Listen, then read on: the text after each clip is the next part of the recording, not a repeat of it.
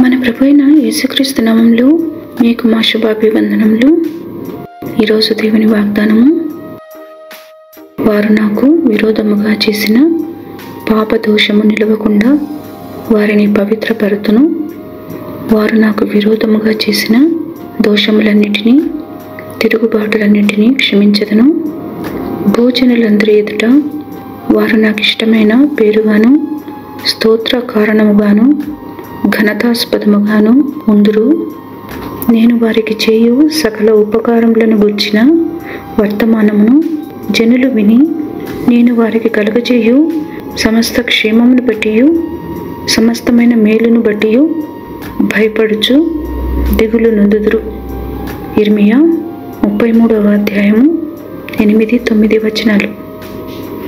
I will cleanse them from all their iniquity by which they have sinned against me, and I will pardon all their iniquities by which they have sinned and by which they have transgressed against me.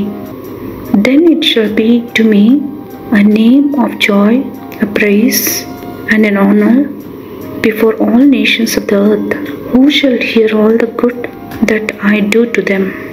They shall fear and tremble for all the goodness and all the prosperity that I provide for it. Jeremiah chapter 33 verses 8 and 9. ప్రార్థన. ప్రేమగల తండ్రి, సమస్తమైన మేలును క్షేమమును మాకిచ్చి మరొక దినములోనికి నడిపినందుకై వందనాలు. నమ్మదగిన దేవుడవై, మాకు సహాయకుడవై ఆదుకుంటున్నందుకు మా వందనాలు.